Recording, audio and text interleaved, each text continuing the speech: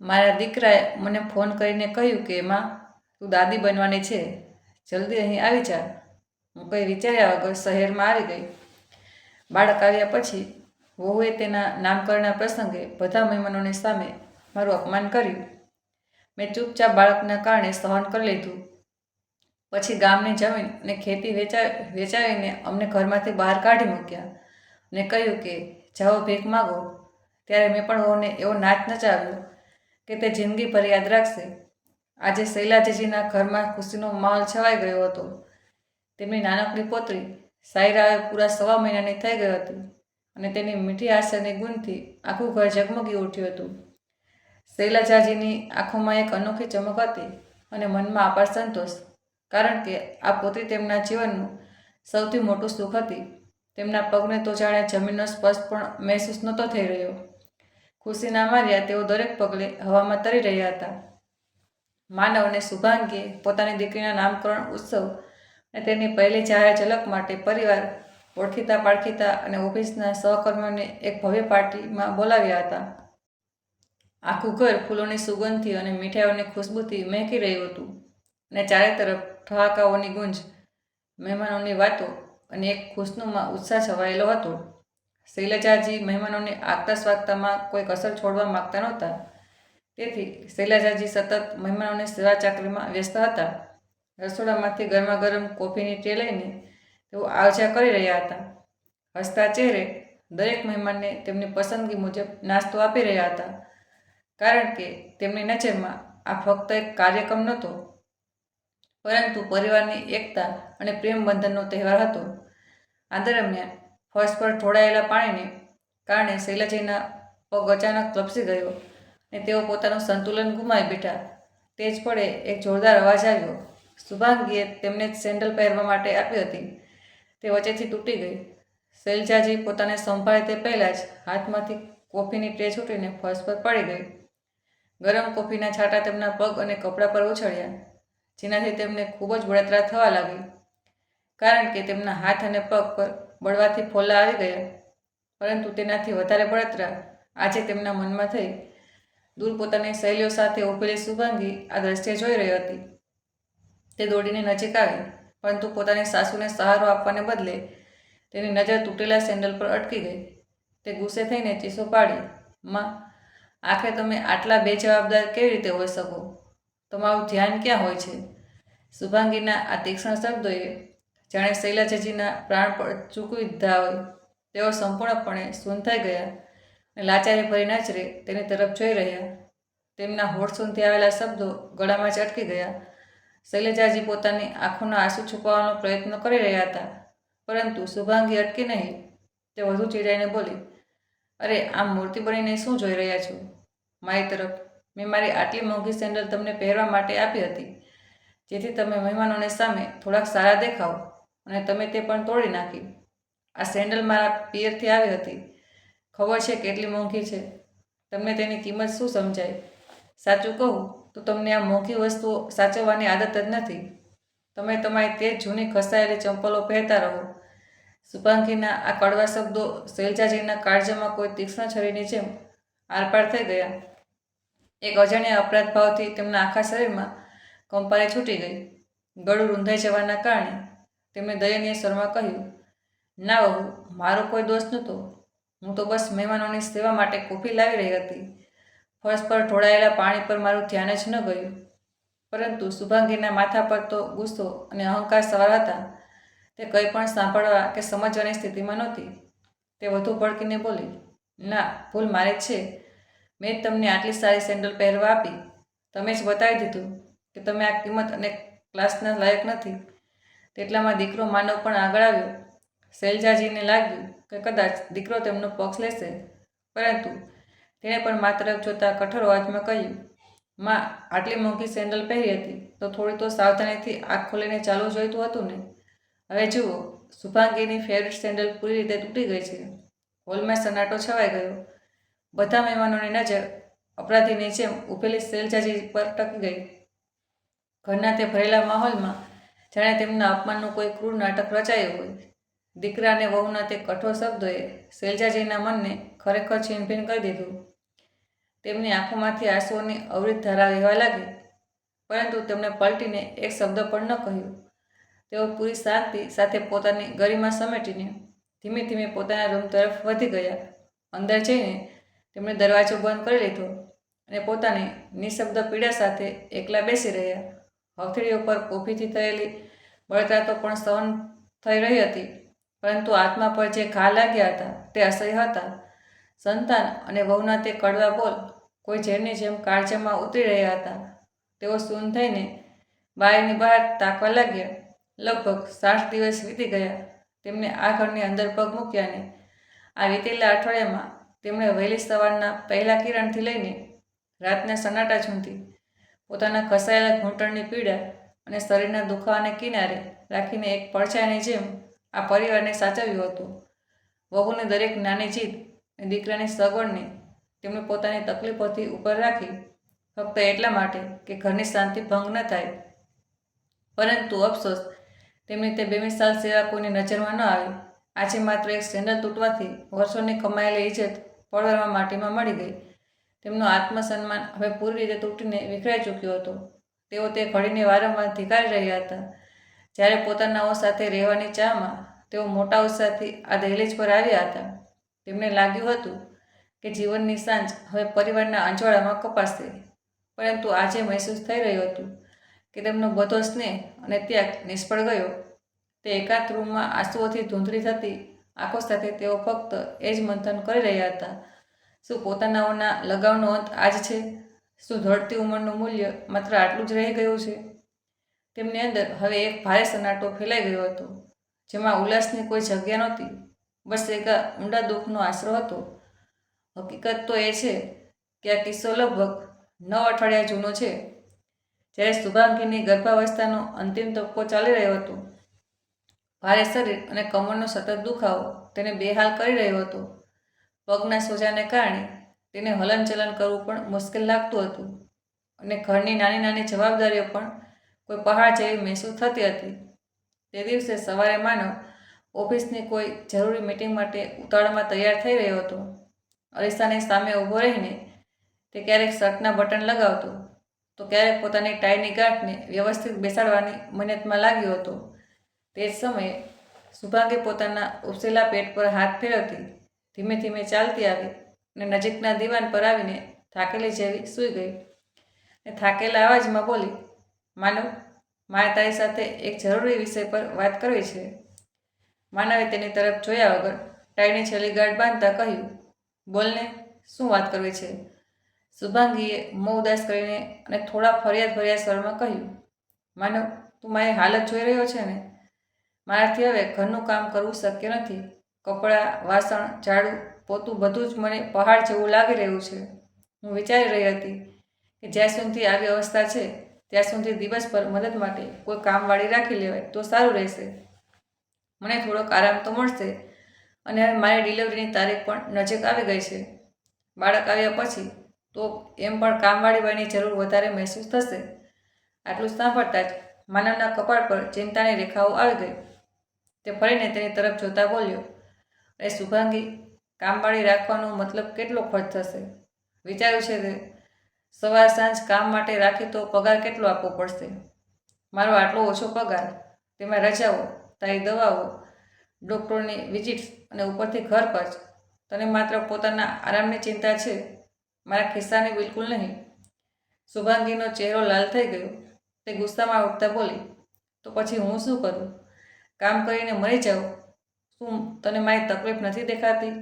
માનવે તેને શાંત કરવાનો પ્રયત્ન કરતા કહ્યું, એ થોડી રાહ જો ને, મને અત્યારે મીટિંગ માટે મોડું થઈ રહ્યું છે. આપણે સાંજે ફ્રી થઈને ફરી વાત કરીશું. હું ચોક્કસ એવો ઉપાય શોધીશ કે તારું કામ પણ થઈ જશે અને તને આરામ પણ મળશે અને મારું ખિસ્સું પણ ખાલી નહીં થાય. તું ટેન્શન ન લે. શુભાંગીની આંખોમાં આશાની ચમક આવી. તે ઉત્સાહથી બોલી, સારું, સાચે જ કહે તો શું કરીશ? માનવ કુટિલ સ્મિત સાથે હસતા બોલ્યો, તું બસ જોતી રહે. જે ઉપાય મેં શોધ્યો છે તેમાં સાપ પણ મળશે અને લાકડી પણ નહીં તૂટે. આટલું કહીને તેણે લંચ અને બેગ ઉઠાવી, શુભાંગીના કપાળ પર હળવું ચુંબન કર્યું અને ઘરમાંથી બહાર નીકળી ગયો. દરવાજો બંધ થતાં જ શુભાંગીનો ફોન વાગ્યો. તેની માતાનો કોલ હતો. હંમેશની જેમ તે લગભગ 1 કલાક સુધી વાત કરતી રહી. તેણે પોતાની બધી તકલીફો જણાવી, ગર્ભાવસ્થાનો બોજ, થાક અને હવે કામવાળી બાઈની જરૂર. માતાએ સહાનુભૂતિ બતાવી અને હસતા કહ્યું, શુભાંગી, તું આટલી ચિંતા કેમ કરે છે? તારી સાસુ છે ને, તેમને બોલાવી લે, તે બધું બરાબર સંભાળી લેશે. શુભાંગી ચીડાઈને બોલી, અરે ના માં, હું તેમને સહન નહીં કરી શકું. તું આવે તો સારું થાત, પણ સાસુ બિલકુલ નહીં. જોઉં છું માનવ શું કરે છે. કહેતો હતો કે તેણે કંઈ વિચાર્યું છે. સાંજે માનવ થાકેલો ઘેર પાછો ફર્યો. તેણે બેગ રૂમમાં રાખી અને શુભાંગી પાસે બેસીને બોલ્યો, તારાથી ઘરનું કોઈ કામ નથી થતું ને? તેથી મેં એક નિર્ણય લીધો છે. શુભાંગી, મારો વિચાર છે કે હું ગામથી અમ્મા અને બાપુજીને અહીં જ બોલાવી લઉં. અમ્મા અહીં રહેશે તો તારી દેખરેખ પણ થઈ જશે. રસોડાનો મોરચો પણ તે સંભાળી લેશે અને ઘરના બાકીના કામોની પણ ચિંતા નહીં રહે. એમ પણ નાનો મહેમાન આવવાનો છે, ત્યારે તો તેમનો સાથ આપણા માટે વરદાન સાબિત થશે. તો પછી શા માટે મોડું કરવું? અત્યારે જ બોલાવી લઈએ. એક તીરથી બે શિકાર થઈ જશે. માનવની વાત સાંભળીને શુભાંગીનો ચહેરો ઉતરી ગયો. તે ચીડાઈને અને નાક ફૂલાવીને બોલી, તને પણ બસ આ જ રસ્તો સૂઝ્યો, સાસુ સસરાને અહીં બોલાવવા. એ શુભાંગી, આમાં ખોટું માનવા જેવી શું વાત છે? આ સમય તને આરામની જરૂર છે. માં આવશે તો બધું કામ સંભાળી લેશે અને તને ગરમ ગરમ ખાવાનું પણ બનાવીને ખવડાવશે. તે તરત જ ગુસ્સે થઈને બોલી, માનવ, તે એકવાર પણ વિચાર્યું કે માતા પિતાના આવ્યા પછી ઘરનો ખર્ચો કેટલો વધી જશે? તેમનું ખાવાનું, કપડાં, દવા, આવવા જવાનો ખર્ચ અને ઉપરથી આખો દિવસ ઘરમાં રહેવા પછી આપણને પ્રાઇવસી તો રહેશે ખરી. ત્યારે માનવ શાંત અવાજમાં બોલ્યો, એ શુભાંગી, તેની ચિંતા ન કર. માં ઘરનું બધું કામ એકદમ વ્યવસ્થિત સંભાળશે. તે પણ મફતમાં, અને બાળકનું પણ તે પ્રેમથી પાલન પોષણ કરશે. વિચારી જો, કામવાળી બાઈનો પગાર બચશે અને તને કોઈ ટેન્શન નહીં રહે. શુભાંગી થોડી ક્ષણ ચૂપ રહી, પરંતુ આગલે જ પડે તેના ચહેરા પર એક તોફાની મુસ્કાન આવી. તે બોલી, અરે હા, આ જ વાત મારી મા પણ કહી રહી હતી. તે પણ કહી રહી હતી કે તારી સાસુને બોલાવી લે, તેમના આવતા જ કામવાળીની જરૂર નહીં પડે. અરે વાહ, તમારા બંનેનો વિચાર કરવાનો અંદાજ તો એકદમ સરખો છે. તે હસવા લાગી, પરંતુ તે હાસ્યમાં એક છુપી ચાલાકી હતી. જાણે વહુ અને દીકરાએ મળીને આજીવન માટે એક સસ્તી કામવાળી શોધી લીધી હતી. માનવને લાગ્યું કે તેણે ખૂબ જ સમજદારીભર્યો નિર્ણય લીધો છે, પરંતુ તે સમયે માનવને જરા પણ અંદાજો નહોતો કે તેનો આ જ ફેસલો 8 અઠવાડિયા વીતવા તેની પોતાની માતાના દિલના હજારો ટુકડા કરી દેશે. તેટલામાં માનવે શુભાંગી તરફ પ્રશ્નાર્થ નજરે જોયું અને ભમર ઊંચી કરી. શુભાંગીએ તરત જ પરિસ્થિતિ સંભાળી. ચહેરા પર બનાવટી હાસ્ય લાવતા બોલી, અરે એવું કંઈ નહીં, ખરેખર માનો ફોન આવ્યો હતો. તેણે પણ એ જ સૂચવ્યું કે પોતાની સાસુને 7 મહિના માટે બોલાવી લે. ઘરના બધા કામોથી લઈને બાળકને નવડાવવા સુધી બધું તે જોઈ લેશે અને તમારે 1 રૂપિયો પણ ખર્ચો કરવો નહીં પડે. પછી તેણે મોં બગાડતા આગળ કહ્યું, પણ માનો, સાસુનું તો સમજાય છે, પણ સસરાજીને કેમ બોલાવી રહ્યા છો? તેમને અહીં શું જરૂર છે? તેમને ગામમાં જ રહેવા દો. અહીં તો માત્ર માજીની જરૂર છે. જો સસરાજી આવશે તો ઘર નાનું પડી જશે. અને વળી તેમની આદતો પણ કેટલી અલગ છે. સવારે 4:30 વાગે ઉઠીને પૂજાપાઠ કરવા અને સાંજે શોર મચાવીને ભોજન ગાવા. આપણી રહેવાની શૈલી તેમની સાથે ક્યારેય મેળ નહીં ખાય. માનવે માથું હલાવ્યું, જાણે કોઈ વેપારી પોતાનો હિસાબ લગાવી રહ્યો હોય, અને બોલ્યો, શુભાંગી, તારા ધ્યાનમાં નથી આવતું. જો માં એકલી આવી તો ગામમાં પિતાજીનું શું થશે? તેમના ખાવાનું શું? અને જો પિતાજી અહીં આવશે તો બહારના બધા કામ તે જોઈ લેશે. શાકભાજી, દૂધ, રાશન, દવા, બધું જ. ને તું આ વાત ભૂલી રહી છે. તેમને દર મહિને 35,000નું પેન્શન મળે છે. તે પૈસા આપણા ઘરમાં જ વપરાશે. મતલબ કે આપણો ખર્ચો આપોઆપ ઓછો થઈ જશે. થોડીવાર રોકાઈને માનવની આંખોમાં ચમક આવી. તે બોલ્યો, અને સાંભળ્યું તે જ્યારે પિતાજી રિટાયર થયા હતા ત્યારે તેમને લગભગ 25 લાખ મળ્યા હતા. તેમણે તેની એફડી કરાવી હતી અને તે આ જ મહિને મેચ્યોર થઈ રહી છે. જ્યારે તેઓ અહીં આવશે ત્યારે હું તેમને પ્રેમથી કહીશ અને તે પૈસા આપણે લઈ લઈશું. પછી આપણે એક મોટો ફ્લેટ ખરીદીશું. 2 નહીં, 8 રૂમવાળો, તારા સપનાનું ઘર અને આરામની જિંદગી. આ સાંભળીને શુભાંગીની આંખોમાં ચમક તો આવી, પણ તે થોડી ખચકાઈને બોલી, પણ માનવ, પછી એવું ન થાય. કે તેઓ બંને હંમેશા માટે આપણી પાસે જ રહેવા લાગે. હું સાસુ સસરા સાથે નથી રહી શકતી. મને મારી પ્રાઇવસી જોઈએ છે, મારી પોતાની સ્પેસ જોઈએ છે. કોઈનો પણ હસ્તક્ષેપ મને બરદાસ્ત નથી. સવારે ઉઠતાની સાથે સાસુ દરવાજો ખખડાવતા રૂમમાં આવશે. સાંજે સસરા કહેશે કે રોટલી ગરમ ગરમ શેકીને આપ. ના ના, આ બધું મને પાગલ કરી દેશે. માનવે હસતા હસતા તેના માથા પર હળવો થપ્પો માર્યો. અરે ગાંડી, તું આટલી ચિંતા કેમ કરે છે? પહેલાં પૈસા હાથમાં આવવા દે, તે પછી જેવું તું કહીશ તેવું થશે. મા પિતાજીને ગામ મોકલી દઈશું અથવા તેમના માટે અલગ ફ્લેટ લઈ દઈશું. બસ થોડી રાહ જોવાની છે. શુભાંગીને જાણે લોટરી લાગી હોય. તે ખુશીથી હસી અને બોલી, તો પછી મોડું શેનું? અત્યારે સાસુને ફોન લગાવો. માનવે તરત ફોન કાઢ્યો, નંબર ડાયલ કર્યો અને સ્પીકર ઓન કર્યું. બીજી તરફથી શૈલજાજીનો ખુશીથી ભરેલો અવાજ આવ્યો. હેલો માનવ બેટા, કેમ છે તું? અને વહુ કેવી છે? માનવે ખોટી ચિંતાના સ્વરમાં કહ્યું, માં બધું બરાબર છે, પણ શુભાંગીની તબિયત હવે ઠીક નથી રહેતી. તેને 7મો મહિનો ચાલી રહ્યો છે. શરીર થાકેલું રહે છે. ઘરનું કામ નથી થઈ શકતું અને અહીં કામવાળી બાઈ પણ નથી મળી. જો મળી પણ તો મહિનાના 15,000 માગે છે. માં તું એક કામ કર, તું અને પિતાજી થોડા દિવસો માટે અહીં આવી જાઓ. બહુનું ધ્યાન રાખજો, ઘર પણ સંભાળજો અને બાળક આવશે તો તમારી મદદ તો ચોક્કસ જ જોઈશે. માનવની વાત સાંભળીને શૈલજાજીનું મન વ્યાકુળ થઈ ગયું. અરે બેટા, કોઈ વાંધો નહીં. હું આજે જ તારા પિતાજી સાથે વાત કરું છું. તું બસ વહુનું ધ્યાન રાખ અને ટેન્શન ના આપ. ફોન મૂક્યા પછી સાંજે મદન મોહનજી ખેતરના કામથી થાકીને ઘરે આવ્યા. શૈલજાજીએ તેમને એક ગ્લાસ પાણી આપ્યું અને માનવની બધી વાત જણાવી. મદન મોહનજી પોતાના કપાળનો પરસેવો લૂછતા બોલ્યા, શૈલજા, તું કહે છે તે ઠીક છે, પણ આ ઉંમરે તું એકલી આ બધું કેવી રીતે સંભાળીશ? શહેરનું વાતાવરણ થોડું અલગ હોય છે. શૈલજાજીની આંખોમાં પાણી આવી ગયું. તેમને લાગ્યું કે દીકરો અને વહુ કેટલા પોતાનાપણાથી બોલાવી રહ્યા છે, કેટલી ચિંતા કરે છે. તે બોલ્યા, અરે, આપણે દાદા દાદી બનવાના છીએ. આપણા બાળકો આટલી મોટી ખુશખબરી આપી રહ્યા છે, તો શું આપણે તેમની મદદ નહીં કરીએ? વહુને તકલીફ થઈ રહી છે. મદન મોહનજી થોડું હસ્યા અને બોલ્યા, ચાલ તો પછી સામાન પેક કર. 2 દિવસ પછી સવારની બસથી નીકળીશું. શૈલજાજીએ તરત માનવને ફોન કર્યો. માનવ બેટા, અમે 2 દિવસ પછી સવારની બસથી નીકળી રહ્યા છીએ. બસ સ્ટેન્ડ પહોંચ્યા પછી તને ફોન કરું છું, તું લેવા આવજે. માનવે ખૂબ જ પ્રેમાળ અવાજમાં કહ્યું, ઠીક છે માં, હું ગાડી લઈને આવી જઈશ. બિચારા શૈલજાજીએ ફટાફટ સામાન ભેગો કર્યો. જૂની સાડીઓ, દવાઓ, આવનારા બાળક માટે નાના નાના કપડાની પોટલી, ઘરનું ઘી, ખેતરના ઘઉં બધું તેમણે બાંધીને મૂકી દીધું. તેમને 2 દિવસ સુધી ઊંઘ ના આવી. મનમાં વિચાર હતો કે દીકરાનો સંસાર વસાવી દેવો એ મારી જવાબદારી છે, પરંતુ તેમને જરા પણ અંદાજો નહોતો કે જે ઘરમાં તેઓ આટલા પ્રેમ અને આશાથી જઈ રહ્યા હતા, તે ઘરમાં તેમના પ્રેમની નહીં પણ તેમના કામની કિંમત લગાવવામાં આવવાની હતી. તેમની રાહ જોઈ રહી હતી કામોની સૂચિ અને હિસાબ રાખનારી નજરો. પરંતુ શૈલજાજી તો ખુશ હતા. તેમનું મન બસ એક જ વિચારમાં ખોવાયેલું હતું, હું હવે દાદી બનવાની છું. અસલમાં સત્ય એ હતું કે તેમને તે ઘરમાં એક મફતની નોકરાણીના રૂપમાં બોલાવવામાં આવી રહ્યા હતા અને તેમના પેન્શન અને એફડીના હિસાબની રમત પહેલાં જ રચાઈ ચૂકી હતી. બીજા દિવસની સવારે પહેલી બસ પકડીને શૈલજાજી અને મદન મોહનજી શહેર પહોંચ્યા. બસ સ્ટેન્ડ પર ભારે ભીડ હતી.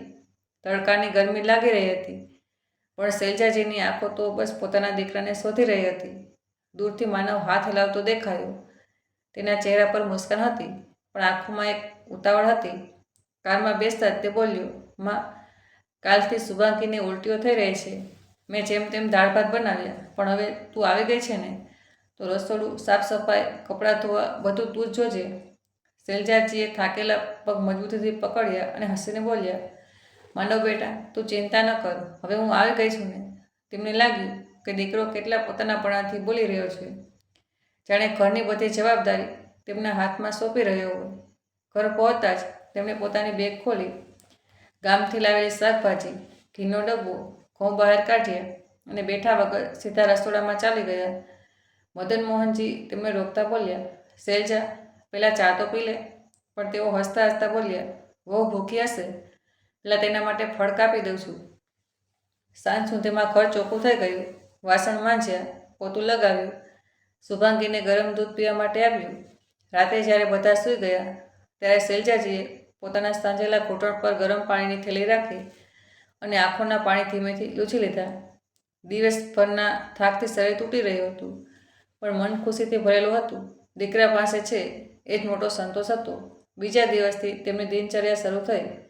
સવારે 5:30 વાગ્યે ઉઠવું, ચા બનાવવી, માનવનું ટિફિન ભરવું, શુભાંગીને જ્યુસ બનાવીને આપવું, તેને દવાઓ આપવી, બધાના કપડાં ધોવા, ઝાડુ પોતું કરવું, બપોરનું ભોજન, સાંજની ચા અને રાતનું ભોજન, બધું કામ હસતા હસતા કરતી રહી શૈલજાજી આખો દિવસ કામમાં વ્યસ્ત રહેતા હતા. પત્નીનો આખણ પરિશ્રમ જોઈને મદન મોહનજીના મનને રોજ દુઃખ થતું હતું. એક દિવસ તેઓ ધીમા અવાજમાં બોલ્યા, શૈલજા, તું આખો દિવસ કામમાં જ રહે છે. થોડું પોતાનું પણ ધ્યાન રાખ. તબિયત ખરાબ ન કરી લેતી. આટલી વાર ઊભા રહેવાથી તારા ઘૂંટણ અને કમર વધુ ખરાબ થઈ જશે. પણ શૈલજાજી હંમેશની જેમ હસીને તે વાત ટાળી દેતા. હસતા હસતા કહેતા, અરે તમે પણ ને, હું દાદી બનવાની છું અને આ ખુશી સામે મારા ઘૂંટણ અને કમરના દુખાવાની શું વિસાદ છે. મારો પૌત્ર કે પૌત્રી આવવાની છે. આ થોડીક મહેનત એની આગળ કંઈ નથી. દાદી બનવાની ખુશીમાં દર્દ ક્યાં દેખાય છે? પરંતુ અસલમાં રાત્રે જ્યારે બધા સૂઈ જતા ત્યારે તેઓ શાંતિથી પલંગ પર બેસીને ઘૂંટણ પર મલમ લગાવતા અને મનમાં વિચારતા કે મારો દીકરો અને વહુ ખુશ છે. મારા માટે એટલું જ પૂરતું છે. એકવાર બધું સુરક્ષિત પતી જાય તો મારી ચિંતા પૂરી. એક રાત્રે કમરનો દુખાવો ખૂબ વધી ગયો. મદન મોહનજીએ પ્રેમથી તેમને દવા આપી અને આરામ કરવાનું કહ્યું. દવા લેતા તેઓ ગાઢ નિદ્રામાં સૂઈ ગયા. સવાર ક્યારે થઈ તેમને ખબર જ ન પડી. એટલામાં રૂમમાંથી શુભાંગીનો અવાજ આવ્યો, માં, મારા માટે કોફી બનાવજો ને. તે જ સમયે માનવ ઓફિસ માટે તૈયાર થતાં બોલ્યો, માં, મારો નાસ્તો ક્યાં છે? આપું છું બેટા, કહેતા શૈલજાજી ફરી કામમાં લાગી ગયા. આમ કરતાં કરતાં 2 મહિના વીતી ગયા. દિવસ રાત ક્યારે નીકળી ગયા ખબર જ ન પડી. અને આખરે તે દિવસ આવ્યો જ્યારે ઘરમાં નાનકડો મહેમાન આવ્યો. એક રાજકુમારી. તેને કિલકારીઓથી ઘરનું વાતાવરણ આનંદથી છલકાઈ ઉઠ્યું. બધાના ચહેરા પર હાસ્ય, આંખોમાં ખુશીનું ઝરણું. સુખની કોઈ સીમા નહોતી. આખા પાડોશમાં તે ખુશીની ગૂંજ ફેલાઈ ગઈ. ઘરની બહાર શુભેચ્છાઓ આપનારાઓની લાઈન લાગી ગઈ. શૈલજાજીના ચહેરા પર તો અનોખું તેજ હતું. દાદી બનવાની ખુશીમાં તેઓ બધો થાક, કમરનો દુખાવો, ઊંઘનો અભાવ બધું ભૂલી ગયા હતા. તેઓ વહુની દિલથી સેવા કરી રહ્યા હતા. દરેક ક્ષણ તેમના માટે ખુશીનો ઉત્સવ હતી. સવારે ઉઠતાની સાથે તેઓ વહુને ગરમ પાણી કરીને આપતા, દૂધમાં બદામનો પાવડર નાખીને આપતા, સમયસર પૌષ્ટિક ભોજન પીરસતા, બાળકની કોમળ ત્વચા પર નારિયેળ તેલથી હળવા હાથે માલિશ કરતી વખતે તેમનો ચહેરો ભક્તિભાવથી ચમકી ઉઠતો, જાણે તેઓ કોઈ મૂલ્યવાન વસ્તુ હાથમાં લઈ રહ્યા હોય. વહુને આરામ મળે એટલે તેઓ પોતે આખી રાત પૌત્રીને લઈને બેસી રહેતા. ઘરના દરેક ખૂણામાં પ્રેમની સુગંધ મહેકી રહી હતી. તે ઘર પણ જાણે સુખનું આકાશ ઉતરી આવ્યું હતું. એક દિવસ શૈલજાજી અને મદન મોહનજી પૌત્રીને ખોળામાં લઈને તેની સાથે તોતડી વાતોમાં રમી રહ્યા હતા. તે નાનકડી બાળકી હાથની મુઠ્ઠી હવામાં હલાવતી ટગર ટગર તેમને જોઈ રહી હતી અને પછી ધીમેથી તેમના ખોળામાં સૂઈ જતી. શૈલજાજી પ્રેમથી તેની નજર ઉતારતા કહેતા, મારી સાયરા, મતલબ મારી જાન છે. જુઓ તો આ તારું નાનકડું નાક, આ ગુલાબી ગાલ, એમ કહીને તેઓ પૌત્રીને પ્રેમથી ચૂમી લેતા. એટલામાં માનવ તેમની પાસે આવ્યો. ચહેરા પર હળવો તણાવ, પણ આંખોમાં એક ચમક હતી. તે બોલ્યો, પિતાજી, તમને તો ખબર જ છે કે આપણે હવે એક મોટું ઘર લેવું છે. આ ઘર આપણા માટે નાનું લાગી રહ્યું છે. બાળક મોટું થશે તો જગ્યા જ નહીં બચે. એક જ રૂમ અને બધો સામાન આમ તેમ ફેલાયેલો રહે છે. ઘર લેવા માટે લાખો રૂપિયાની જરૂર છે, પણ બેંક લોન આટલી સરળતાથી નથી મળતી. મદન મોહનજી પોતાના માથા પર હાથ ફેરવતા શાંતિથી બોલ્યા, માનવ બેટા, આટલું દિલ પર ન લે. આવતા મહિને મારી એફડી મેચ્યોર થવાની છે. આ ઉંમરે આપણને પૈસાની શું જરૂર? જીવનભર મહેનત કરીને બચત કરીને રાખ્યું છે, તો આજ તો છે. આપણા બાળકોની ખુશી માટે તે બધા પૈસા તું રાખી લે અને ઘરનું સપનું પૂરું કર. પિતાના શબ્દોથી માનવની આંખોમાં ખુશીના આંસુ ચમકી ઉઠ્યા. તેનું મન ખુશીથી નાચવા લાગ્યું. મોટું ઘર, અલગ રૂમ, વિશાળ હોલ, બાળક માટે રમવાની જગ્યા બધું તેની આંખો સામે ઊભું થઈ ગયું. મનોમન તે બોલ્યો, હવે તો મારું સપનું હકીકતમાં બદલવાનું છે. થોડા દિવસ શાંતિથી વીત્યા, પણ ધીમે ધીમે શુભાંગીના મનમાં બેચેની પેદા થવા લાગી. ઘરમાં સતત બેસી રહેલા સસરા મદન મોહનજી હવે તેને ખૂંચવા લાગ્યા હતા. તેઓ આખો દિવસ પોતાની દેખભાળમાં મગ્ન રહેતા હતા, પણ શુભાંગીને લાગતું હતું કે આ સસરા તો કોઈ કામના નથી. ઘરના બધા કામ તો સાસુના માથે હતા. રસોઈ બનાવી, ઝાડુ પોતું કરવું, બાળકને માલિશ કરીને નવડાવવું, કપડાં ધોવા, બધું જ તેઓ એકલા જ કરતા હતા. સસરા માત્ર આખો દિવસ ઘરમાં બેસીને ક્યારેક અખબાર વાંચતા, ક્યારેક ટીવીમાં ન્યૂઝ જોઈને સમય વિતાવતા, તો ક્યારેક જૂની યાદો કહીને દિવસ કાઢતા. શુભાંગીને લાગવા માંડ્યું કે તેમની હાજરીને કારણે ઘરમાં અવ્યવસ્થા થાય છે અને જગ્યા પણ ઓછી પડે છે. એક સાંજે માનવ ઓફિસથી ઘરે આવ્યો તો ચીજાયેલા સ્વરે બોલી, તમારા પિતાજીને પાછા ગામ મોકલી દો ને, તેઓ અહીં રહીને ક્યાં કામના છે? સાસુજી બધું કામ કરે છે ને, તો તેમને ગામ મોકલી દીધા તો આપણને પણ થોડી પ્રાઇવસી મળશે. માનવ અચાનક ભડકી ગયો, શુભાંગી, તારું મગજ ઠેકાણે છે કે નહીં? તું પિતાજીને ગામ મોકલવાની વાત કરી રહી છે. તને ખબર છે તેમની એફડીમાં લાખો રૂપિયા છે. તે જ પૈસા પિતાજી આપણને આપવાના છે. તે જ પૈસાથી આપણું મોટું ઘર લેવાનું સપનું પૂરું થવાનું છે. મેં પહેલાં તેમની સાથે વાત કરી છે. બધું નક્કી થઈ ગયું છે. ત્યાં સુધી એવી કોઈ વાત ન કર જેનાથી માતા પિતા નારાજ થાય. થોડી ધીરજ રાખ, બધું ઠીક થઈ જશે. માનવનો સ્વર સાંભળીને શુભાંગી શાંત થઈ ગઈ, પણ તેના મનમાં ગુસ્સો અને શંકાનો ધુમાડો બની રહ્યો. ખુશી તો હતી, પણ ઘરમાં 2 વધારાના સભ્યો હોવાની ભાવના તેને ખૂંચી રહી હતી. બીજા દિવસે સવારે શૈલજાજીએ હંમેશની જેમ રસોડાનું કામ પતાવ્યું, વાસણ માંજ્યા, ખાવાનું તૈયાર કર્યું, બાળક માટે દૂધ ગરમ રાખ્યું, વહુને દવા આપી. બધું સમેટીને તેઓ હાથ લૂછતા રૂમમાં ગયા ત્યારે મદન મોહનજી ખુરશી પર બેસીને વિચારમાં મગ્ન દેખાતા હતા.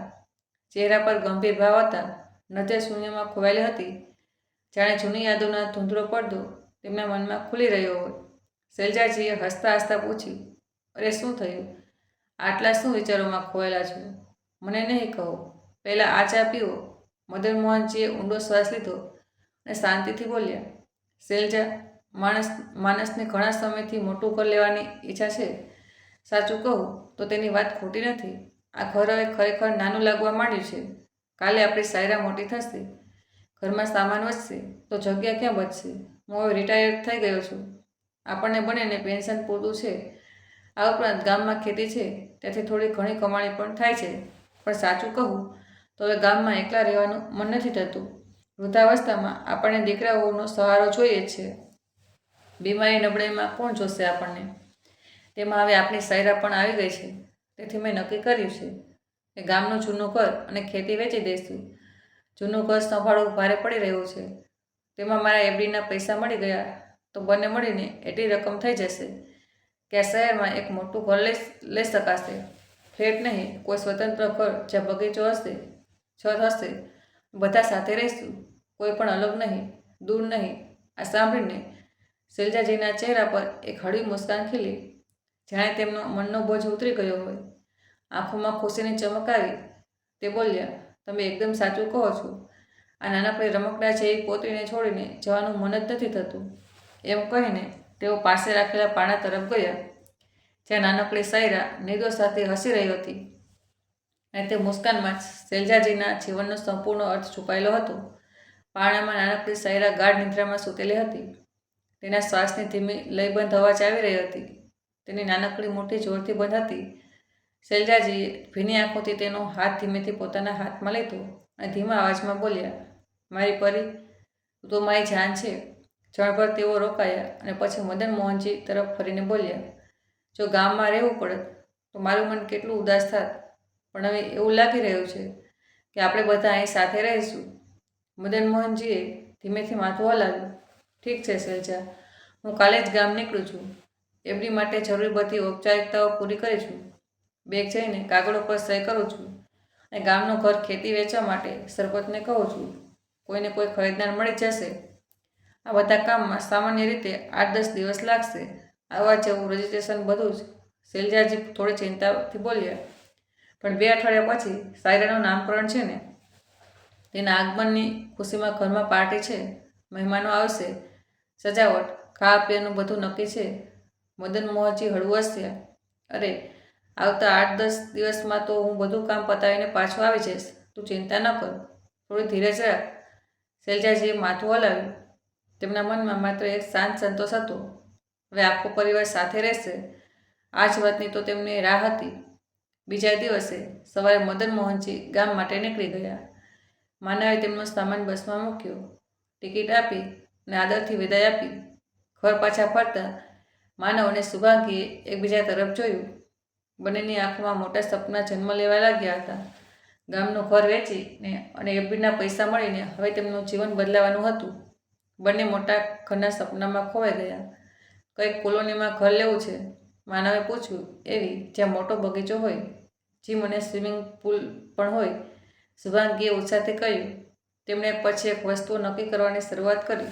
2 નહીં, 8 રૂમવાળું ઘર, બાલ્કની સાથે માસ્ટર બેડરૂમ, બાળકો માટે અલગ room, guest room, study room, furniture modern અને લાકડાનું હોય, સોફા સેટ હળવા રંગનો, 12 ખુરશીઓવાળો ડાઇનિંગ ટેબલ, કિચન, બાથરૂમમાં ટબ બાથ અને છત પર એક નાનકડું ગાર્ડન. રાત થઈ ગઈ હતી, છતાં તેઓ બંને પલંગ પર સૂતા સૂતા એક પછી એક યોજના બનાવી રહ્યા હતા. ઓનલાઈન ફ્લેટ શોધી રહ્યા હતા, દલાલના નંબર જોઈ રહ્યા હતા. પૈસા મળે કે તરત બુકિંગ કરીશું, માનવ બોલ્યો. શુભાંગી હસી અને બોલી. પિતાજીને ઉપરનો માળ આપીશું, જેથી તેમને પણ શાંતિ મહેસૂસ થાય. બંને હસ્યા, પણ તે હસતા ચહેરાઓ પાછળ એક હળવી બેચેની હતી. આ બધા સપનામાં મોડું ન થઈ જાય, એ જ તેમની એક ચિંતા હતી. એક બપોરે શૈલજાજીએ રસોડામાં ફ્લાવરનું શાક બનાવ્યું, દાળને ફ્રાય કરી, રોટલીઓ બનાવી અને કિચન સાફ કરીને બહાર આવ્યા. તેમના હાથ હજી પણ ભીના હતા. અચાનક બાળકના રડવાનો અવાજ આવ્યો, એટલો જોરથી કે તેમનું કાળજું ખરેખર ધકધક કરવા લાગ્યું. તેઓ એક ક્ષણનો પણ વિલંબ કર્યા વિના દોડીને ગયા અને ઝૂકીને પારણામાંથી પોતરીને ખોળામાં લઈ લીધી. તેની પીઠ થપથપતા પ્રેમથી બોલ્યા. અરે મારી પરી, શું થયું? ભૂખ લાગી છે કે શું? સાયરા તેમની ગરમ ગોદમાં શાંત થઈ ગઈ. તેટલામાં શુભાંગી રૂમમાં આવી. તેનો ચહેરો ગુસ્સાથી લાલચોળ થઈ ગયો હતો. તે ચીડાઈને બોલી. માં, તમે બાળકને હાથ ધોયા વગર કેવી રીતે ઉઠાવી લીધું? તમને એ પણ નથી ખબર કે શું તેનાથી ઇન્ફેક્શન થઈ શકે છે? બાળકની ઇમ્યુનિટી હજી ખૂબ જ નબળી છે. આજ પછી મારા બાળકને ત્યારે ઝડજો જ્યારે હાથ સેનિટાઈઝ કરી લીધો, સમજ્યા? તેનો અવાજ એટલો તીવ્ર હતો કે શૈલજાજી સ્તબ્ધ રહી ગયા. તેમની સાડીનો પલ્લુ હજી પણ ભીનો હતો. હાથમાંથી હજી પણ મસાલાની હળવી ગંધ આવી રહી હતી. તેમને વધુ આશ્ચર્ય વાતનું થયું કે તેમની વહુ આ બધું ઉલટું સીધું બોલી રહી હતી અને માનવ ત્યાં ખુરશી પર બેસીને મોબાઈલમાં વિડીયો જોઈ રહ્યો હતો. પણ તેણે ન આંખો ઊંચી કરી કે ન એક શબ્દ બોલ્યો. બસ ચૂપ જ રહ્યો, જાણે તેના કાન બહેરા થઈ ગયા હોય. શૈલજાજીએ પોતરીના માથા પર ધીમેથી હાથ ફેરવતા શાંત સ્વરમાં કહ્યું. ઠીક છે શુભાંગી, આગળથી ધ્યાન રાખીશ. પણ તેમના મનમાં માત્ર એક ઊંડી ચુંબન થઈ, જાણે કોઈ જૂનો ઘા ફરીથી લીલો થઈ ગયો હોય. ધીમે ધીમે દિવસો આગળ વધી રહ્યા હતા. હવે શુભાંગીની નજર દરેક વસ્તુ પર હતી. ક્યારેક તે કહેતી, માં, દૂધ બહુ ઠંડુ છે, બાળકને શરદી થઈ જશે. ક્યારેક સરસવના તેલથી માલિશ ન કરશો, બાળકને દાણા થઈ જશે. ક્રીમનો ઉપયોગ કરો. ક્યારેક તમારી રોટલીઓ કાચી છે, પેટ ખરાબ થઈ જશે, થોડી બરાબર શેકજો. દરેક વસ્તુમાં ફરિયાદ, દરેક કામોમાં ખામી. શૈલજાજી શાંત રહેતા હતા, બસ હોઠો પર એક હળવી મુસ્કાન રાખતા હતા, પણ અંદરથી તેઓ ધીમે ધીમે તૂટી રહ્યા હતા. અરે માનવ, તે તો માત્ર એક બહેરો અને મૂંગો બની રહેતો. ન તો તેના મોઢામાં પત્નીની સામે બોલવા માટે જીભ હતી અને ન તો સાંભળવા માટે કાન. પત્નીને સમજાવવાને બદલે તે ઉલટું કહેતો. માં, શુભાંગી સાચું બોલી રહી છે, અને ત્યાંથી નીકળી જતો. જ્યારે સાયરા 6 મહિનાની થઈ ત્યારે માનવ અને શુભાંગીએ તેના નામકરણનું આયોજન કર્યું. ચારે તરફ ફૂલોની માળાઓ લગાવી, કેટરિંગ બુક કર્યું, ફોટોગ્રાફર આવ્યો. તે દિવસે સવારે શુભાંગી શૈલજાજી પાસે આવી. તેમણે જૂની ચપ્પલો પર નજર પડતા જ તેણે નાક સિકોડી લીધું અને કહેવા લાગી. માજી, શું તમારી પાસે ઢંગની કોઈ સેન્ડલ નથી?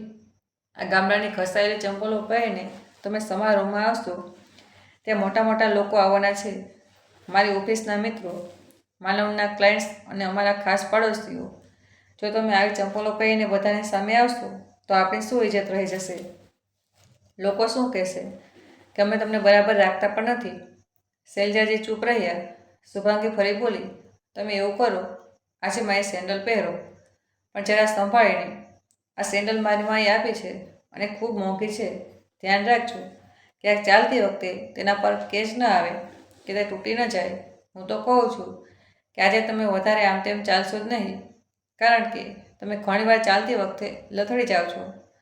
શૈલજાજી ખૂબ ધીમા સ્વરે બોલ્યા, ઠીક છે શુભાંગી, તું કહે છે તો હું તેને પહેરી લઉં છું, પણ બેટા આટલી ફેન્સી અને કિંમતી સેન્ડલ ના આપ, મને સાધારણ ચંપલ જ આપી દે તો આરામથી ચાલી શકે.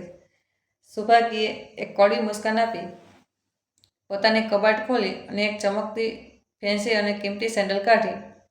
તે સેન્ડલ શૈલજાજી તરફ લંબાવતા બોલી, આલો માજી, આવી કિંમતી અને ફેન્સી સેન્ડલ તો તમે તમારી આખી જિંદગીમાં ક્યારેય જોઈ પણ નહીં હોય. પહેરવાની તો દૂરની વાત છે.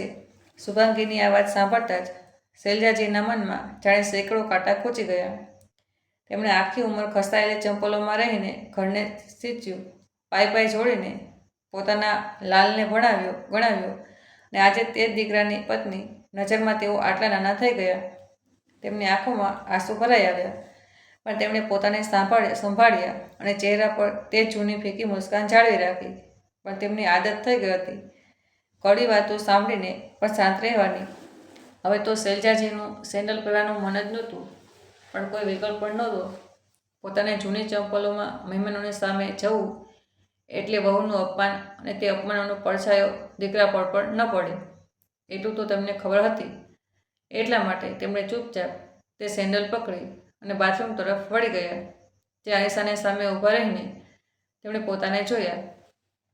તે સેન્ડલ ખૂબ ભારે હતી, તેમના પગમાં બરાબર ફિટ નહોતી બેસી રહી અને તેમનું સંતુલન બનાવવું પણ મુશ્કેલ થઈ રહ્યું હતું. પહેલીવાર તેમણે કોઈ બીજાની આપેલી વસ્તુ પહેરી હતી. તેમને એવું મહેસૂસ થઈ રહ્યું હતું જાણે તેમણે પોતાના પગમાં ભાડાની કોઈ ભારે બેડી પહેરી લીધી હોય. આંખોમાં અચારતા પાણી આવી ગયું. તેમણે તેને ચૂપચાપ લૂછ્યું અને બહાર આવ્યા. શુભાંગીએ તેમને ઉપરથી નીચે સુધી નિહાળ્યા અને બોલી, હવે સરસ દેખાઈ રહ્યા છો. બસ મારી નવી ફેન્સી સેન્ડલનું ધ્યાન રાખજો. શૈલજાજીએ માથું ઝુકાવી દીધું. તેમના ચહેરા પર સ્વીકારેલી વેદના હતી અને શબ્દો વગરનું પણ ઊંડું અપમાન. મનમાં એક જ પ્રશ્ન વારંવાર ઉઠી રહ્યો હતો, શું આ જ બાળકો અને વહુનો પ્રેમ છે? શાંત થતાં જ ઘરમાં મહેમાનોની ભીડ વધી ગઈ. લાઇટિંગની માળાઓ ઝગમગી રહી હતી. ટેબલ પર ફ્રૂટ ચાટની પ્લેટો સજેલી હતી. માનવ અને શુભાંગી મહેમાનો સાથે હસીને વાત કરી રહ્યા હતા, ફોટો પડાવી રહ્યા હતા. શુભાંગીનો હસતો અવાજ આખા ઘરમાં ગૂંજી રહ્યો હતો અને બીજી તરફ શૈલજાજી માત્ર એકલા દોડી રહ્યા હતા. રસોડામાંથી ટ્રે ઉઠાવતી, ખાલી ગ્લાસ ભરવા, રડતી સાયરાને ખોળામાં લઈને શાંત કરવી, મહેમાનોને ચા કોફી પૂછવી, તેમને પસંદગી મુજબ નાસ્તો આપવો. તેમનો ચહેરો પરસેવાથી ભીંજાઈ ગયો હતો. તેમની સાડી પરસેવામાં ભીંજાઈ જવાને કારણે શરીર સાથે ચોંટી ગઈ હતી. પગ દુખી રહ્યા હતા અને કમર લથડી રહી હતી. મદન મોહનજી ગામમાં ફસાયેલા હતા. રજિસ્ટ્રેશનના પેપર્સ, બેંકની ઔપચારિકતાઓ, હજી 3 દિવસનો વિલંબ થયો હતો. આ દરમિયાન એક મહેમાને કોફી માંગી. તે જ સમયે ફર્શ પર ઢોળાયેલા પાણીને કારણે શૈલજાજીનો પગ અચાનક લપસી ગયો અને તેઓ પોતાનું સંતુલન ગુમાવી બેઠા. તે જ પળે એક જોરદાર અવાજ થયો. શુભાંગીએ તેમને સેન્ડલ પહેરવા માટે આપી હતી, તે વચ્ચેથી તૂટી ગઈ. શૈલજાજી પોતાને સંભાળે તે પહેલાં જ હાથમાંથી કોફીની ટ્રે છૂટીને ફર્શ પર પડી ગઈ. ગરમ કોફીના છાંટા તેમના પગ અને કપડા પર ઉછળ્યા, જેનાથી તેમને ખૂબ જ બળતરા થવા લાગી, કારણ કે તેમના હાથ અને પગમાં બળવાથી ફોલ્લાઓ આવી ગયા. પણ તેનાથી વધુ બળતરા આજે તેમના મનમાં થઈ. દૂર પોતાની સહેલીઓ સાથે ઊભેલી શુભાંગી આ દ્રશ્ય જોઈ રહી હતી. તે દોડીને નજીક આવી, પણ પોતાની સાસુને સહારો આપવાને બદલે તેની નજર તૂટેલા સેન્ડલ પર ટકી ગઈ. તે ગુસ્સે થઈને ચીસો પાડી, માં, આખરે તમે આટલા બેજવાબદાર કેવી રીતે હોઈ શકો છો? તમારું ધ્યાન ક્યાં હોય છે? માનવ પણ ત્યાં ઊભો હતો. તે ભ્રમર સિકુડતા બોલ્યો, માં, કેટલી વાર કહ્યું છે કે થોડું ધીમે ધીમે ચાલજો. જુઓ, બધા મહેમાનો જોઈ રહ્યા છે. તેના તે શબ્દોથી મહેમાનોના ચહેરા પર મુસ્કાન આવી ગઈ. કોઈકે દબાયેલા અવાજમાં ફૂસફૂસાવ્યું, ગામડામાંથી આવી છે ને તો શું જાણે શહેરની રોનક. શૈલજાજી ત્યાં સૂન થઈ ગયા, હાથ રૂચી રહ્યા હતા, આંખોમાં પાણી ભરાઈ આવ્યું હતું. તે અપમાનના શબ્દો સીધા હૃદયમાં ખોચી ગયા. કંઈ પણ ન બોલતા તેઓ શાંતિથી પોતાના રૂમમાં ચાલી ગયા. દરવાજો બંધ કર્યો, કપડાં ઉતાર્યા, તૂટેલા સેન્ડલને જોયા અને પછી તે સેન્ડલ એક ખૂણામાં મૂકી દીધી. રડતા રડતા તેમને ઊંઘ આવી ગઈ. બાદમાં પોતીનું નામકરણ થયું. મહેમાનો પણ ચાલ્યા ગયા. ઘર ફરીથી શાંત થઈ ગયું. પણ તે શાંતિમાં પણ કોઈને શૈલજાજીની યાદ ન આવી. સવારે ઉઠીને તેમને તે સેન્ડલ હાથમાં લીધી અને શુભાંગી પાસે ગયા. ધીમા અવાજમાં બોલ્યા, વહુ, હું આજે તારે સેન્ડલ સંધાવીને આપી દઈશ. શુભાંગીએ હોઠ વાંકા કર્યા. માં, કોઈ જરૂર નથી આટલા ઉપકારોની, પણ ના, હું તૂટેલી સેન્ડલ સંધાવીને નથી પહેરતી. અલગથી સિલાઈ દેખાશે તો મારી શું ઇજ્જત રહી જશે? લોકો કહેશે કે ઊંચી દુકાન, ભેગા પકવાન હું ભયથી ખરીદી લઈશ. અને એમ પણ હું તમારી જેમ તૂટેલી ચંપલને સંધાવીને ક્યારેય નથી પહેરતી. તે તૂટેલી શબ્દ તેમના કાનો પર પડતા જ શૈલજાજીની આત્મા ખરેખર બળી ઉઠી. તેઓ શાંતિથી પોતાના રૂમમાં પાછા ફર્યા. દરવાજો બંધ કરી લીધો. હવે તે ઘરમાં તેમનું મન નહોતું લાગી રહ્યું. દરેક ખૂણો પરાયો અને અજાણ્યો લાગી રહ્યો હતું. બીજા દિવસે બપોરે જ્યારે માનવ અને શુભાંગી નવું ઘર જોવા ગયા હતા ત્યારે ફોન વાગ્યો. બીજી તરફથી મદન મોહનજીનો અવાજ આવ્યો, હેલો શૈલજા, આપણે પોતીનું શું નામ રાખ્યું? બધું વ્યવસ્થિત થયું ને? શૈલજાજીના મોંમાંથી શબ્દો નહોતા નીકળી રહ્યા. ગળું ભરાઈ આવ્યું હતું. બીજી તરફ મદન મોહનજી ચિંતામાં પડી ગયા. શૈલજાજીની શાંતિને કારણે તેમના મનમાં તોફાન મચી ગયું. શું થયું શૈલજા? તું ઠીક છે ને? ત્યાં બધું વ્યવસ્થિત છે ને? શૈલજાજીએ બધું છુપાવવાનો પ્રયત્ન કરતા જવાબ આપ્યો, આ બધું વ્યવસ્થિત છે, બસ તમારા વગર મન નથી લાગી રહ્યું. તમે જલ્દી. તેમનો અવાજ તૂટી રહ્યો હતો. મદન મોહનજીએ આશ્ચર્ય પામ્યા. ના શૈલજા, તું નિરાશ લાગી રહી છે. તારી વાત કંઈક અલગ લાગી રહી છે. ચોક્કસ કંઈક તો થયું છે. સાચું કહે, શું થયું છે? મદન મોહનજીના આટલા પ્રેમથી પૂછવા પર શૈલજાજીના ધૈર્યનો બંધ તૂટી ગયો. તેમણે ફોન પર બધી ઘટના જણાવી. ફેન્સી સેન્ડલનું તૂટવું, મહેમાનોની સામે થયેલું અપમાન અને માનવનું ચૂપ રહેવું. આ સાંભળીને મદન મોહનજીનું લોહી ઉકળી ઉઠ્યું. તેમણે જીવનમાં ક્યારેય પણ પોતાની પત્નીના સ્વાભિમાનને ઠેસ નહોતી પહોંચવા દીધી. શૈલજાજી તેમની અર્ધાંગીની, તેમની સાથી, તેમની મિત્ર, તેમના જીવનનો અવિભાજ્ય ભાગ હતી. અને આજે તેમને ખબર પડી કે તેમની પત્નીનું અપમાન તેમના જ ઘરમાં દીકરા અને વહુના સાથે મહેમાનોની સામે થયું છે. ત્યારે તેમનાથી રહેવાયું નહીં. મનમાં આવ્યું કે હમણાં ગાડી પકડે અને શૈલજાને લઈને પાછા ચાલ્યા જાય. 5 મહિનાથી તે વહુની સેવા કરી રહી હતી, દિવસ રાત થાક્યા વગર, કોઈ ફરિયાદ વગર, અને તેના બદલામાં મળ્યું અપમાન. પણ ગામમાં હજી રજિસ્ટ્રેશનનો છેલ્લો કાગળ બાકી હતો. બેંકનો ચેક, ખેતીનું ટ્રાન્સફર બધું અધૂરું લટકેલું હતું. એટલા માટે તેમને વધુ 4 દિવસ રોકાવું પડ્યું.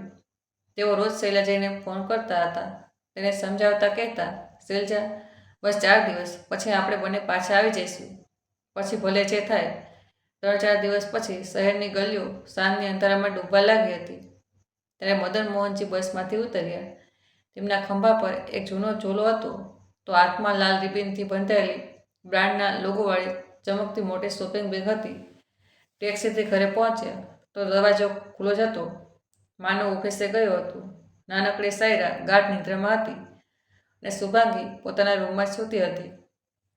મદન મોહનજીએ શોપિંગ બેગ ધીમેથી ટેબલ પર મૂકી, ચંપલો ઉતારી અને સીધા શૈલજાજીના રૂમ તરફ ગયા. દરવાજો ખખડાવ્યો. અંદરથી રડતો અવાજ આવ્યો, કોણ છે? હું છું, શૈલજા, દરવાજો ખોલ. શૈલજાજીએ દરવાજો ખોલ્યો. તેમણે જોયું કે મદન મોહનજી સામે ઊભા હતા. ત્યારે તેમની આંખોનું પાણી રોકાવું અશક્ય થઈ ગયું. તેઓ તેમને જોઈને રડવા લાગ્યા. શાંત થા શૈલજા, હવે બધું વ્યવસ્થિત થઈ જશે. બંને લાંબા સમય સુધી ચૂપચાપ બેસી રહ્યા. બારીમાંથી ઠંડો પવન અંદર આવી રહ્યો હતો. થોડીવાર પછી શુભાંગી બહાર આવી. વાળ વિખરાયેલા, આંખો સૂજેલી, પણ ટેબલ પર રાખેલી શોપિંગ બેગ જોતાં જ તેની ઊંઘ ઉડી ગઈ. અરે, આ શું છે? તેણે ઉત્સાહથી બેગ ખોલી. અંદર હતી એક અપ્રિતમ ફેન્સી સેન્ડલ, જે દેખાવમાં ખૂબ જ કિંમતી લાગી રહી હતી. Premium quality લેધરની. શુભાંગીની આંખો મોટી થઈ ગઈ. તેને લાગ્યું કે માનવે તેને સરપ્રાઈઝ આપ્યું છે. તેને બિલકુલ કલ્પના નહોતી કરી કે સસરા ઘરે આવ્યા છે, કારણ કે તે ત્યારે ગાઢ નિદ્રામાં હતી. તે ખુશીથી સેન્ડલ લઈને રૂમમાં ગઈ, દરવાજો બંધ કર્યો અને ફટાફટ સેન્ડલ પહેરીને અરીસા સામે ઊભી રહીને ગોળ ગોળ ફરવા લાગી. પગને વારંવાર જોઈને હસી. સેન્ડલ તેના પગમાં ખીલી રહી હતી, જાણે તે કોઈ રાણી હોય. તેમણે મનોમન વિચાર્યું, ઓછામાં ઓછા 4000ની તો હશે આ સેન્ડલ, પણ માનવે ક્યારે લીધી મને જણાવ્યું પણ નહીં. તેની આંખોમાં ચમક હતી, જાણે કોઈ સપનું પૂરું થઈ ગયું હોય. એટલામાં બહાર દરવાજાની કડી વાગી. માનવ ઓફિસથી પાછો આવ્યો હતો. શુભાંગીએ પોતાના રૂમમાંથી અવાજ આપ્યો, માનવ, જરા અહીં આવને, જો તો હું કેવી દેખાઈ રહી છું. આ સેન્ડલ મારા પગમાં. એમ કહીને તે સાડીનો પલ્લું સંભાળતી હસતી હોલમાં આવી. માનવે શુભાંગી તરફ એક નજર નાખી અને તે સૂન થઈ ગયો. તેની આંખો ફાટી ગઈ. શુભાંગી, આ સેન્ડલ ખૂબ સુંદર છે, પણ આ ખૂબ જ મોંઘી લાગી રહી છે. તે ક્યારે લીધી અને મને જણાવ્યું પણ નહીં. તેના અવાજમાં આશ્ચર્ય હતું, પણ તેમાં એક હળવી નરમાઈ પણ છુપાયેલી હતી. કે ખબર નહીં શુભાંગીએ કેટલા પૈસા ઉડાવ્યા હશે. શુભાંગી હસીને બોલી, મતલબ શું? આ સેન્ડલ તમે તો લાવ્યા જ ને? હવે મજાક ન કરો. પ્રીમિયમ ક્વોલિટી લેધરલેસ સેન્ડલ કેટલી યુનિક છે ને મારી. કેટલા દિવસોથી ઈચ્છા હતી કે આવી સેન્ડલ મારી પાસે પણ હોય. માનવે માથું હલાવ્યું. ના શુભાંગી, હું સાચું કહું છું. હું આ સેન્ડલ નથી લાવ્યો. હું તો હમણાં જ આવ્યો છું. શુભાંગીનો ચહેરો થોડો કઠોર થયો. શું સેન્ડલ તમે નથી લાવ્યા તો પછી કોણ લઈને આવ્યું? તેટલામાં રૂમનો દરવાજો ધીમેથી ખુલ્યો. મદન મોહનજી અને શૈલજાજી બહાર આવ્યા. માનવ અને શુભાંગી એકદમ સૂન થઈ ગયા. ક્ષણભર તેમને કંઈ સમજાયું નહીં. મદન મોહનજી શાંત પણ દ્રઢ અવાજમાં બોલ્યા, વહુ, આ સેન્ડલ માનવ નહીં, હું લઈને આવ્યો છું. પિતાજી, તમે ક્યારે આવ્યા? માનવે આશ્ચર્યથી પૂછ્યું. મદન મોહનજી બોલ્યા, થોડી વાર પહેલાં. પછી તેમણે શુભાંગી તરફ ફરીને કહ્યું, આ સેન્ડલ હું તારા માટે નહીં, મારી પત્ની માટે, શૈલજા માટે લઈને આવ્યો છું. તેની પાસે એક પણ સારી ચંપલ નહોતી બચી. મને લાગ્યું કે મારી અર્ધાંગીને બીજાની પહેલી ચંપલ પહેરવી પડે. તે મારા માટે શરમજનક વાત છે, પણ ખેર, હવે મને લાગે છે કે આ સેન્ડલની જરૂર તને જ છે. તારી પાસે સેન્ડલ ઘણી હશે, પણ આટલી મોંઘી, આટલી સુંદર કદાચ એક પણ નહીં હોય. શુભાંગીનું આખું શરીર સળગી ઉઠ્યું. ચહેરો લાલઘૂમ થઈ ગયો. હોઠ ધ્રુજવા લાગ્યા. તેને એવું લાગ્યું જેણે કોઈએ તેને થપ્પડ મારી દીધો હોય. તે એકદમ પોતાના રૂમમાં ઘૂસી ગઈ. ગુસ્સાથી જ સેન્ડલ પગમાંથી ઉતારીને ફેંકી, પ્લાસ્ટિકમાં પેક કરી અને ડબ્બામાં ઢૂંસી દીધી અને બેગમાં મૂકી દીધી. બહાર આવીને તે બેગ ડાઇનિંગ ટેબલ પર પછાડવા જઈ રહી હતી. તેટલામાં મદન મોહનજીએ શાંત અવાજમાં કહ્યું, વહુ, હવે તેની કોઈ જરૂર નથી. આ સેન્ડલ હવે તારી પાસે જ રહેવા દે. કદાચ તને જ તેની જરૂર છે. મારી પત્ની બીજાની પહેરેલી સેન્ડલ નથી પહેરતી. તે આવી હજારો સેન્ડલોની માલકીન છે. મનથી સન્માનથી માનવ તેના શબ્દો તરફ જોતો અટકી ગયો. તેને મહેસૂસ થયું કે આજે પિતાનો સ્વર બદલાયેલો હતો. જે હંમેશા શાંત, સૌમ્ય, ક્યારેય ઊંચા અવાજે નહોતા બોલ્યા. આજે તેમની આંખોમાં એક અટલ દ્રઢતા હતી, જાણે એક દિવાલ ઊભી થઈ ગઈ હોય. માનવનું ગળું સુકાઈ ગયું. પહેલી વાર તેને મહેસૂસ થયું કે કદાચ તેણે એક મોટી ભૂલ કરી છે. તેટલામાં મદન મોહનજી ખુરશી પરથી ઉઠ્યા. એક ઊંડો શ્વાસ લીધો અને હળવું હસીને બોલ્યા, શું થયું? આટલા આશ્ચર્યચકિત કેમ થઈ ગયા? આજે હું એક ખૂબ મોટી ખુશખબરી લઈને આવ્યો છું. તેમના અવાજમાં એક અનોખો આત્મવિશ્વાસ હતો, જેનો માનવ અને શુભાંગીએ ક્યારેય અનુભવ નહોતો કર્યો. રૂમની શાંતિ તોડતા તેમણે પોતાના જૂના ઝોલામાં હાથ નાખ્યો અને કેટલાક કાગળો બહાર કાઢ્યા. ધીમે ધીમે એક એક રહસ્ય ખુલતું ગયું. મદન મોહનજીએ તે કાગળો માનવના હાથમાં મૂક્યા અને બોલ્યા, આ જો માનવ બેટા, આપણા ગામને શહેર સાથે જોડતા મુખ્ય માર્ગ પર મેં તારી માના નામે સેન્ડલનો એક ખૂબ મોટો શોરૂમ ખરીદ્યો છે. આ તે જ શોરૂમના કાગળો છે. હવે તારી માની ઇજ્જતનો સવાલ પૂરો થયો. તે પોતે માલકીન છે. તે પોતાની પસંદની સેન્ડલ પહેરી શકશે.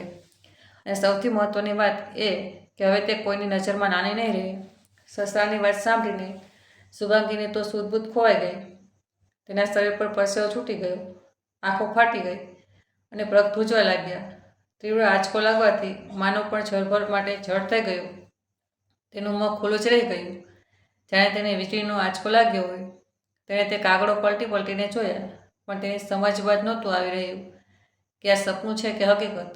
અચાનક તે ધ્રુજતા બોલ્યો, પણ પિતાજી, આ શોરૂમ લેવા માટે પૈસા ક્યાંથી આવ્યા? તમે તો મદન મોહનજીએ વચ્ચે જ તેને રોકતા શાંતિથી કહ્યું, હા બેટા, તે સાચું ઓળખ્યું. તેમની આંખોમાં એક વિચિત્ર ચમક હતી, ગુસ્સો અને સંતોષનું અનોખું મિશ્રણ. જે પૈસા હું તને આપવાનો હતો તે જ પૈસાથી મેં આ શોરૂમ ખરીદ્યો છે. શરૂઆતમાં વિચાર્યું હતું કે તમારા સપનાનું ઘર લઈશું, પણ હવે લાગે છે કે પહેલાં મારી પત્નીનું સપનું પૂરું કરવું જરૂરી છે. આ સાંભળતા જ માનવ અને શુભાંગીના પગ નીચેથી જમીન ખસી ગઈ. બંનેના ચહેરા લાલ થઈ ગયા, હાથ પગ ઠંડા પડી ગયા.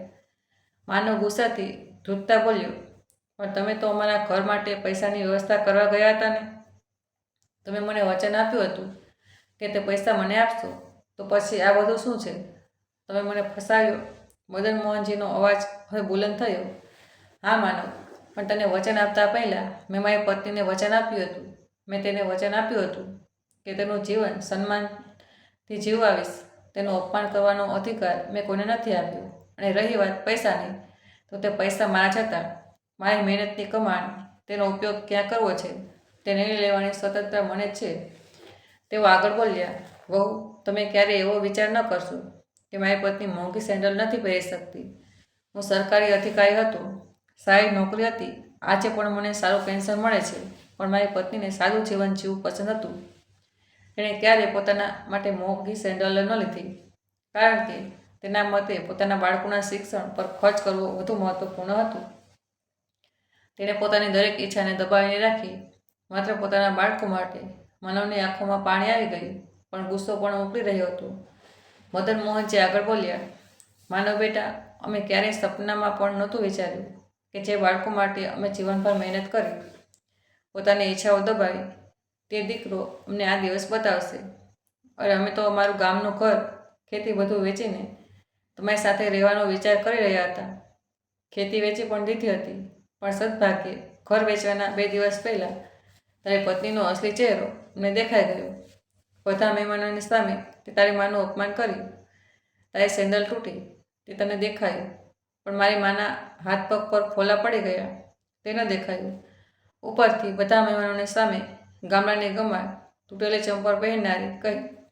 તે ક્ષણે મારું મગજ ફરી ગયું હતું. મદન મોહનજીની આંખોમાં પાણી આવ્યું, પણ તેઓ સ્થિર ઊભા રહ્યા. હવે જ્યારે તમારું અસલી રૂપ અમારી સામે આવ્યું છે, ત્યારે મારું બધું જ તમને આપવાનો વિચાર પણ હું નથી કરી શકતો.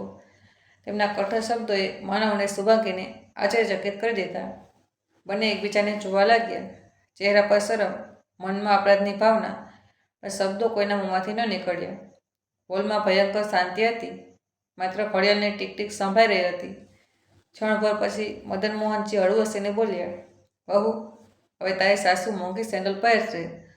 હવે તો તું એવું નહીં કહે કે તૂટેલી અને ખસાયેલ ચંપલ પહેરે છે, કે તેને મોંઘી સેન્ડલ પહેરવાની અકલ નથી. હવે તે પોતે દુકાનની માલકીન છે. સૌથી સુંદર અને મોંઘી સેન્ડલ તે વેચશે અને પોતાની મરજીથી પહેરશે પણ ખરી. આ સાંભળતા જ શુભાંગીને એવું લાગ્યું જાણે માર ખાધા વિના તેના ગાલ પર કોઈએ થપ્પડ મારી દીધો હોય. તેનો ચહેરો સળગી રહ્યો હતો, નજર નીચે હતી અને હાથ રૂંઝવા લાગ્યા. પિતાના તે શબ્દો પછી માનવ અને શુભાંગી નિઃશબ્દ થઈ ગયા. તેમના મોંમાંથી એક શબ્દ પણ ન નીકળ્યો. બંને પથ્થરની જેમ પોતાની જગ્યાએ ઊભા રહ્યા. એટલામાં મદન મોહનજી શાંત પણ દ્રઢ અવાજમાં બોલ્યા, ચાલ શૈલજા, તારો સામાન ભર. હવે અહીં રહેવાની આપણને જરૂર નથી. આપણે આજે જ, હમણાં જ આપણા ઘરે નીકળીશું. પોતાની છત નીચે, કોઈના ઉપકારો વગર આપણે સારું જીવન જીવી શકીએ છીએ. આ બોલીને તેણે માનવના હાથમાંથી તે કાગળો લઈ લીધા અને ગંભીર અવાજમાં આગળ બોલ્યા, માનવ, તારી માએ તને કેટલા પ્રેમથી પાળ્યું હતું. તારી દરેક જરૂરિયાત, દરેક ઈચ્છા તે પૂરી કરતી હતી, પણ તેને કલ્પના પણ નહોતી કે જે દીકરા માટે તેણે પોતાનું આખું જીવન સમર્પિત કરી દીધું, તે દીકરો એક દિવસ તેની ભાવનાઓ અને તેના ત્યાગનો આવો તમાશો કરશે. માફ કરજે બેટા, તું જીવનમાં ખૂબ આગળ નીકળી ગયું, પણ જેના કારણે તું આટલો આગળ નીકળ્યો તેને જ પાછળ છોડી દીધો. ક્ષણભર શાંતિ ફેલાઈ. પછી મદન મોહનજી આગળ બોલ્યા, વહુ તો પરાયા ઘરમાંથી આવી હતી, પણ તે તો તારી માનો સંઘર્ષ જોયો હતો. તે કેવી રીતે દિવસ રાત મહેનત કરી રહી હતી, ઘર સંભાળી રહી હતી, બાળકોને ભણાવી રહી હતી, પણ કમનસીબે તું તે ક્યારેય સમજી જ ન શક્યો. અરે, એક સેન્ડલ જ શું તૂટી, તે તો તારી માને બધાની સામે નીચે દેખાડી દીધી. બાળપણમાં તારી દરેક વસ્તુનું ધ્યાન રાખ્યું, તારી દરેક જરૂરિયાતને સમયસર પૂરી કરી, તેના અંદાજ પણ નથી તને. પણ આ વખતે એક ભૂલ માટે તે તેનું અપમાન કર્યું. આટલું બોલીને મદન મોહનજીએ શૈલજાજીનો હાથ મજબૂતીથી પકડ્યો. તેઓ હજી સુધી ચૂપચાપ આંસુ લૂછી રહ્યા હતા. તેમના ચહેરા પર એક શાંત પણ દ્રઢ ભાવ હતો, આત્મસન્માનનો. તે બંને બેગ ઉઠાવી પાછળ જોયા વિના દરવાજા તરફ પગલાં ભર્યા. થોડી જ વારમાં તેઓ બસ સ્ટેન્ડ પહોંચી ગયા. ગામ તરફ જતી બસની રાહ જોતા ઊભા રહ્યા. તે ઘર તરફ પાછા જવા માટે, જ્યાં તેમની માત્ર યાદો અને સ્વાભિમાન બચ્યું હતું. હવે માનવ અને શુભાંગીની નજર શરમથી ઝૂકી ગઈ હતી. પશ્ચાતાપની આગમાં બંને નિઃશબ્દ સળગી રહ્યા હતા. તેમના સપનાનો રાજમહેલ, તે ભવ્ય ઘર જે ઊભું થવાનું હતું, તે તો પાયો નાખતા પહેલાં જ ઢળી પડ્યું હતું.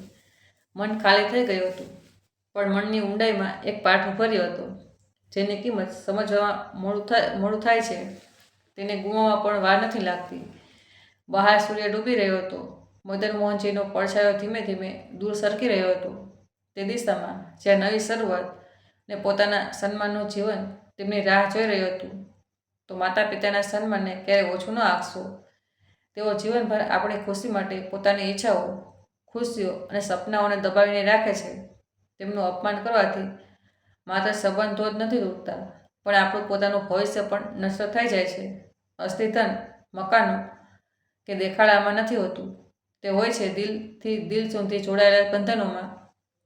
એક ભૂલ માટે માતા પિતાને અપમાનિત કરવા સરળ હોય છે, પણ તેમના વર્ષોના બલિદાનોને ભૂલી જવું એ જ જીવનની સૌથી મોટી ભૂલ હોય છે. અસલી ધન ઈટ પથ્થરના મહેલ નથી, પણ આવનારી પેઢીના ભવિષ્ય પર કરેલા ત્યાગ હોય છે. માતા પિતાને બોજ ન સમજીને તેમના ત્યાગ અને સન્માનનો આદર કરો, કારણ કે એક દિવસ આપણે પણ તે જ જગ્યાએ ઊભા હોઈશું જ્યાં આજે તેઓ ઊભા છે. અને યાદ રાખો, કોઈ પણ કિંમતી વસ્તુ, બ્રાન્ડેડ સેન્ડલ કે દેખાડા કરતાં માણસનું સન્માન અને સંબંધો મોટા હોય છે. વસ્તુઓ ફરીથી ખરીદી શકાય છે, પણ તૂટેલું મન અને ગુમાવેલું સન્માન પાછું આવતું નથી. દોસ્તો, મદન મોહનજીએ દીકરાઓને પાઠ ભણાવીને સાચું કર્યું કે ખોટું? તમારો અભિપ્રાય કમેન્ટ કરીને જરૂર જણાવો.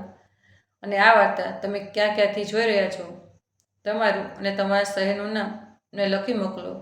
અને જો વાર્તા પસંદ આવી હોય તો ચેનલને સબસ્ક્રાઈબ કરો અને વિડીયોને લાઈક કરવાનું ન ભૂલશો. ફરી મળીશું એક નવી વાર્તા સાથે. ખૂબ ખૂબ આભાર. હર હર મહાદેવ.